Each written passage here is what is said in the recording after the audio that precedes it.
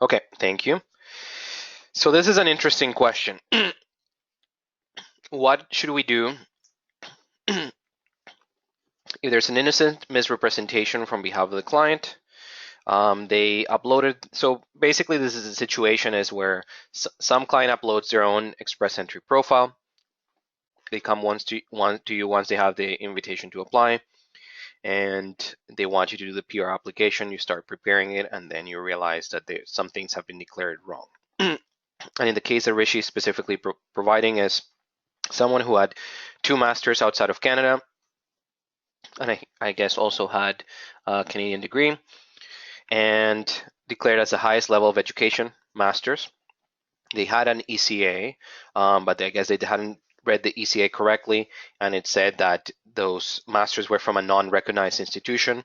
So hence, like the only one that should be recognized would be the degree that they have in Canada.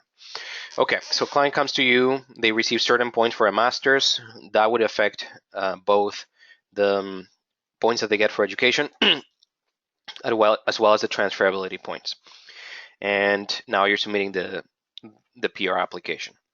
So there's the first thing that I would check in that particular situation is how many points would the client get if they only had if they only have 1 bachelor's, which is what they have. So basically, you calculate the new points. If the client would have still make the invitation, so let's say like you calculate the new points and the client had 445 instead of 465, and the draw was at 443. In that case, I would send the application. I would prepare the application. Obviously, in the PR application, I would make the changes, say that the masters were not recognized. So basically, that would drop those points. Leave them, but basically, you just say like when you say whether it was whether I don't know, like whether an ECA was obtained and whether it was recognized in Canada, you just simply put no. That will adjust the score.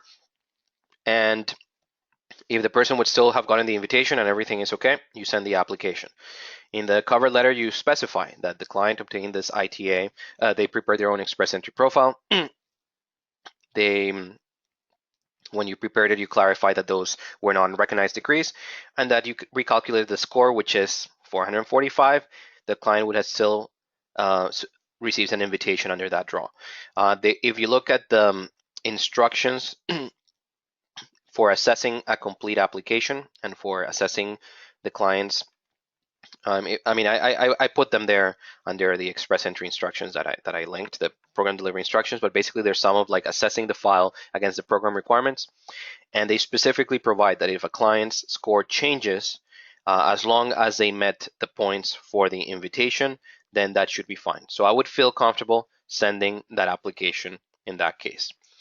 If the client, if the client still scores very high, let's say for instance, like the client had 480 points with the masters, now has 460 without the masters, then you might feel more comfortable changing declining the invitation, changing the express entry so that he gets the 460 points, and then waiting for a new invitation. And that's cleaner because then you don't have to explain anything. That might be a strategy there.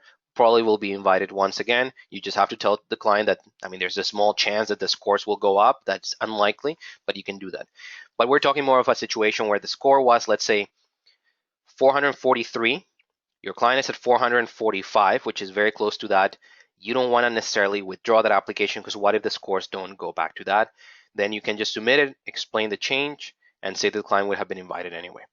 Now, what happens if you recalculate the score and instead of being 465, your client is at 440 and the invitation was at 443? There's nothing that you can do but decline the invitation there. Your client would have not been invited and that application is going to be refused. So in that case, you withdraw. You have to change the express entry profile and tell the client that unfortunately they can't send the application.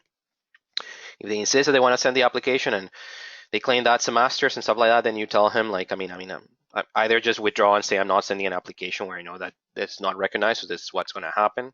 Warn them about what's going to happen. And if the client would have still made the draw, then I would, if it's very close to what the draw was and you're afraid that they might not get an invitation again, I would just send the application, explain explain that it was an innocent mistake, that the client did not interpret the ECA report correctly, and then that the client still meets the cut anyway. I honestly don't think that's going to be an issue. It's not. I mean, it's a misrepresentation, or like it's a mistake that it's understandable.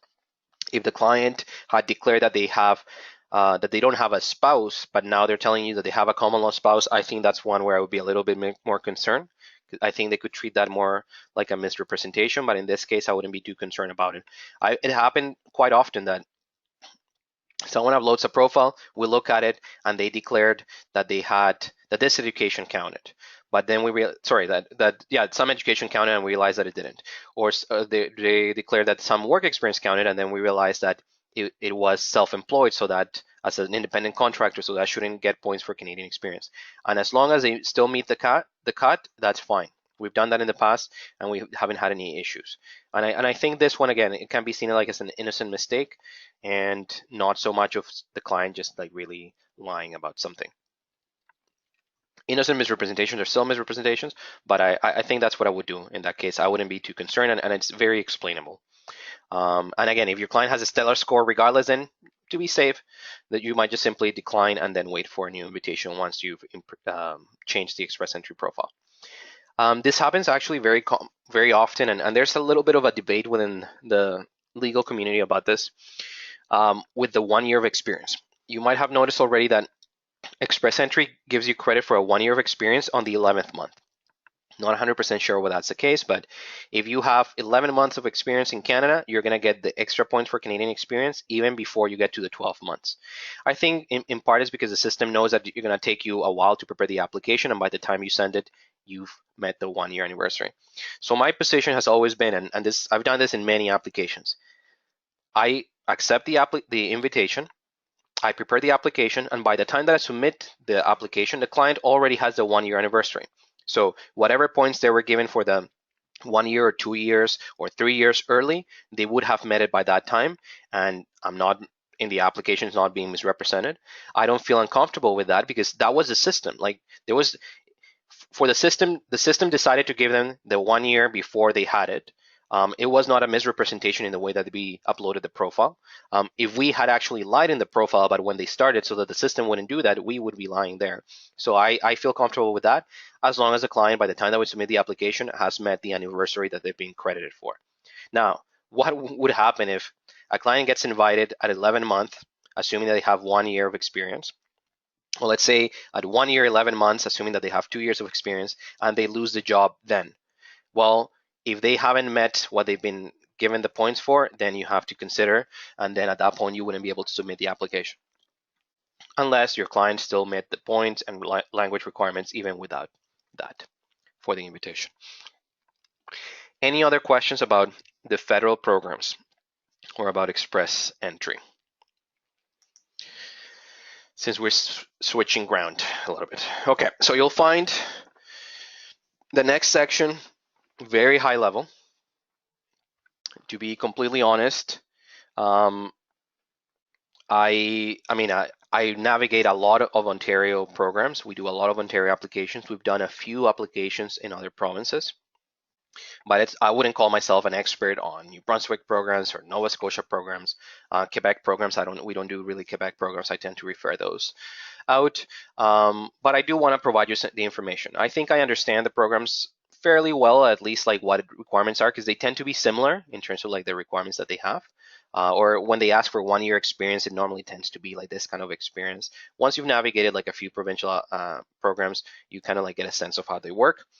There's always an issue that, they change so often that even if it's a program that you've done in the past, read the new manuals. Make sure that you have everything what you need.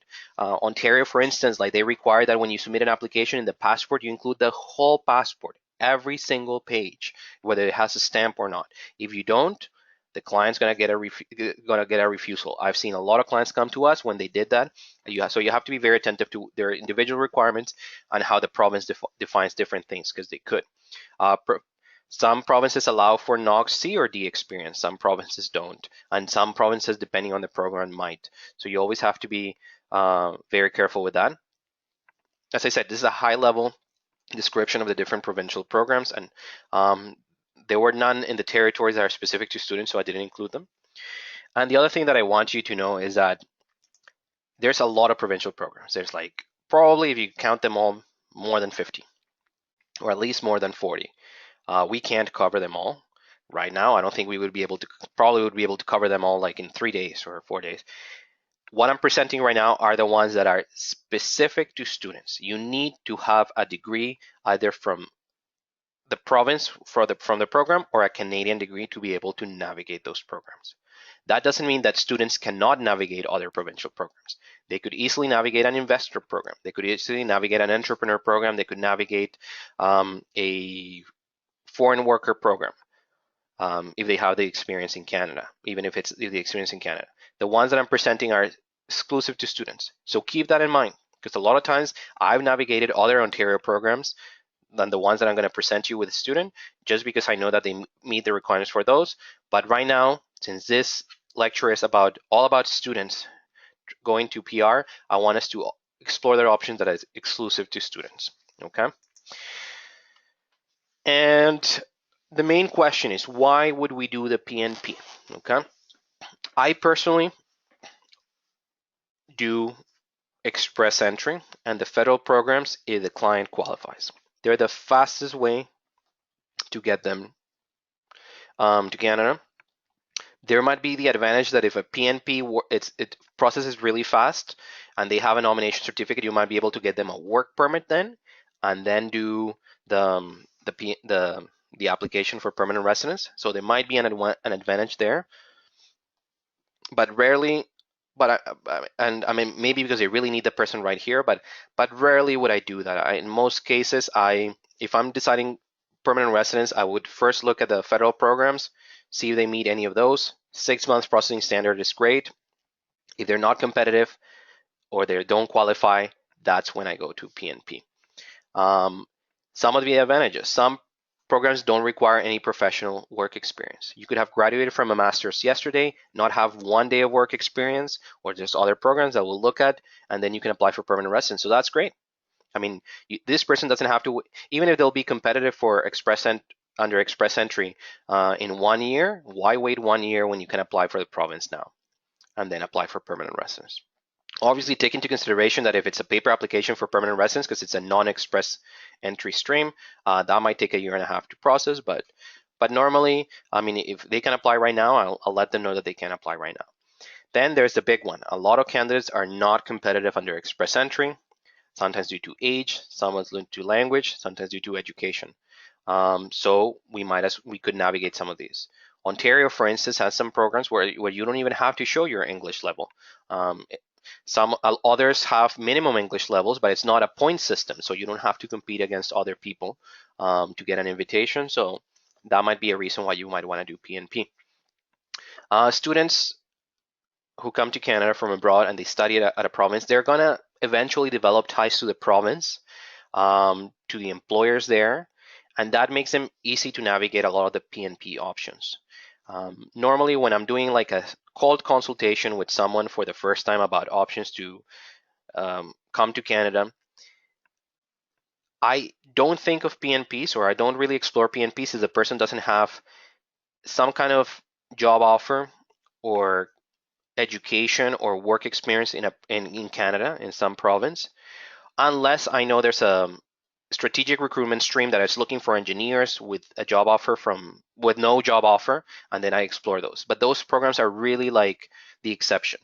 It's very rare that a province opens, or like, I mean, it's rare that there's like an open program from a province for someone with no job offer and no type of experience in the province as a student or as a worker or anything like that. Sometimes they do exist. So sometimes Saskatchewan opens a list, and like in there, they're hairdressers. And if I know that a client is waiting for that or might be eligible for that, they might be waiting for it. They fill up really quickly. Nova Scotia opens it, like they close it like in a couple of days. So I don't particularly like having to do applications for stuff like that, because I know the moment that it opens and that I notice that a client qualifies, by the time that like I tell the client we prepare the application, we might send it and it's already been filled up. But I mean, I do keep those in mind whenever I can. But I mean, but in most cases, I think of PNP when a client has a job offer in some province, has worked in some province, or has studied in a province. That's kind of like normally when it comes to mind. And with international students who studied somewhere in Canada, then there's a possibility that there are going to be programs available for them, and that's what we're going to look at today. So there's a question whether I can elaborate on my strategy for managing clients' expectations when I'm dealing with programs that have caps or when programs open up suddenly. Yeah, that's a great question. I think, as I said, like since a lot of provinces now have like specific ways to do the registration online, or they have expression of interest systems, like the pressure on that has gone down a little bit. But normally what I do is that, let's say there's a program that's open right now. Even like the Ontario programs, they might be open for registration right now. The registration might close. So once you register them, you know that you can get started, but the registration might be open right now and we don't know when it's going to close. So I tell the clients, okay, there's this Ontario option. You, from everything you tell me, you appear to be eligible. Once we register you, we have 14 days to send an application. That's not going to be enough time to prepare everything we need to prepare. You need to know that right away. So we need to start working before. It's May, it's April. The program last year closed around this time. It's likely that it's not going to close before this time, but we don't know. And then you have a retainer where it specifically says that, I mean, regardless of whether the program closes or not, you're still gonna, charge for whatever services you've done.